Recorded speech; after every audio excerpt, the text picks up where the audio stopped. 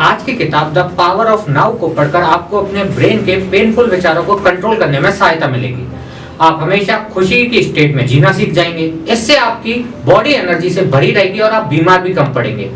पर इस किताब में ऐसा क्या लिखा है जिसके कारण आप अपनी जिंदगी बदल सकते हैं? यदि आप भी यही जानना चाहते हैं तो स्वागत है आपका। शुक्र है किताबें हैं कि इस सीरीज में हम आपको हर सप्ताह एक ऐसी किताब के बारे में बताते हैं जिसके द्वारा आप अपनी जिंदगी बदल सकते हैं। और आज के इस वीडियो में हम बात करने वाले हैं द पावर ऑफ नाउ के बारे में। तो वीडियो को बिना स्किप करे अंत तक देखते रहिए। चलिए वीडियो शुरू करते हैं।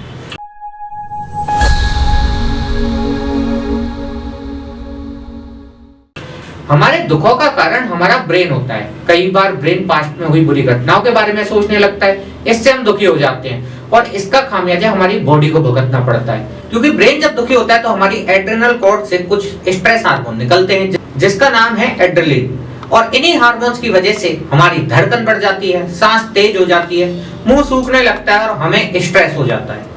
स्ट्रेस जब लंबे समय तक चलता है तो वह डिप्रेशन में बदल जाता है और डिप्रेशन की वजह से इम्यूनिटी कम हो जाती है।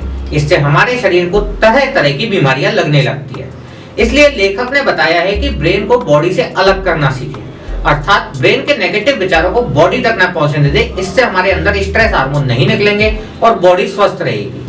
अपनी बॉडी को ब्रेन से डिटैच करने के बाद आप अपने ब्रेन पर फोकस करें और यह समझे कि आप कौन सी ऐसी थिंकिंग आपको पेन दे रही है। कुछ लोग पास्ट में ही जीते रहते हैं, कुछ लोग फ्यूचर में। दोनों ही सिचुएशन में आदमी दुखी रहता है। कुछ लोग पास्ट में मिले फेलियर का रोना रोते रहते हैं। उन्हें समझना चाहिए पास्ट कभी वापस नहीं आएगा, वह चाहे कितना ही आंसू बहा ले। इसी तरह कुछ लोग फ्यूचर की चिंता में डूबे हुए हैं, इसी सिचुएशन में जी रहे हैं कि आगे फ्यूचर में क्या होगा। जॉब वाले इस चिंता में जी रहे हैं, प्रमोशन कैसे होगा। हर कोई अपने फ्यूचर की तरफ भागे जा रहा है, लेकिन इस चक्कर में लोग अपनी मौजूदा लाइफ को ठीक से जी ही नहीं पाते। इसलिए प्रेजेंट में जीना सीखें। जो कुछ भी आज आपके पास है उसके लिए यूनिवर्स को धन्यवाद दें। ऐसा करने से आपका दिल खुशी से भर जाएगा और आपको लगेगा आपके पास सब कुछ है। छोटी छोटी चीजों में खुशियां ढूंढें। कभी खुद को दूसरे से कंपेयर ही ना करें। अपने झोंपड़े में ही ढोलक बजाकर खुशी पैदा की जा सकती है। हो सकता है महल में रहने वाला 1000 टेंशन में जी रहा हो। जरा सी मुसीबत आने पर बहुत से लोग समझने लगते हैं, बोलने लगते हैं कि हे भगवान, ऐसा ही मेरे साथ क्यों हो रहा है। लेकिन यह एक नेगेटिव स्टेटमेंट है जो हम अपने दिमाग को दे रहे हैं। इससे दिमाग बेहद डिमोरलाइज हो जाता है, फिर वह अपनी तरफ से और प्रॉब्लम आकर्षित करने लगता है। इसलिए नेगेटिव वाक्य कभी ना बोलें, क्योंकि ऐसा नहीं है कि आपकी लाइफ में ही प्रॉब्लम है। सबको कोई ना कोई प्रॉब्लम होती रहती है। इसलिए ऐसा माइंडसेट बना लें कि डेली कुछ प्रॉब्लम तो आएगी, लेकिन आप उन्हें सुलझाते जाइए और जीवन का मजा उठाते जाइए। जितना आप सोल्व कर सकते हैं उतना ही कीजिए, लेकिन बिना परेशान हुए कीजिए। अच्छे दिन आने पर लोग मजे में डूब जाते हैं और अपनी जिंदगी पर ज्यादा ध्यान नहीं देते, लेकिन जिंदगी पल पल बदलती है। इसलिए हमेशा सजग रहें।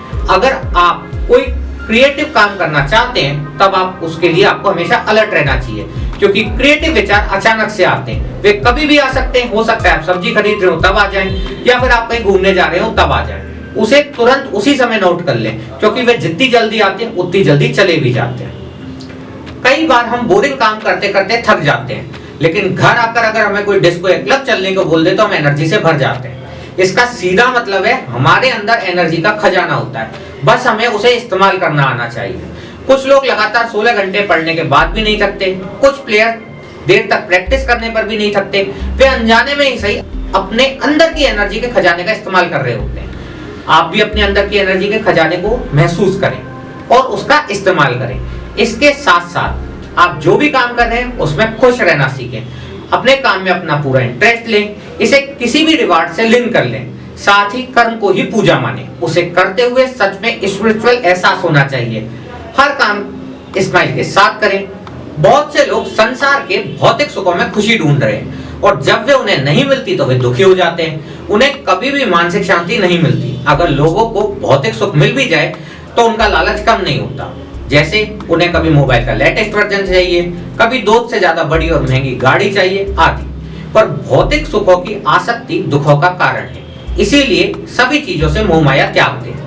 कुछ लोग असफलता मिलने पर हार मान लेते हैं। वे दुख के सागर में डूब जाते हैं और दोबारा कुछ भी बड़ा करने की कोशिश नहीं करते। कुछ तो अवसाद में चले जाते हैं। कुछ लोग शराब, सिगरेट, ड्रग्स आदि लेने लग जाते हैं और अपनी जिंदगी को चौपट कर देते हैं। लेकिन ऐसा रवैया गलत है। तो अपने आप को बदलें। आज की वीडियो आपको कैसी लगी हमें कमेंट करके जरूर बताएं और किस्मत के भरोसे ना बैठें, मेहनत करें, सफल बने। मिलते हैं अगली वीडियो में एक नई किताब के साथ, तब तक के लिए धन्यवाद।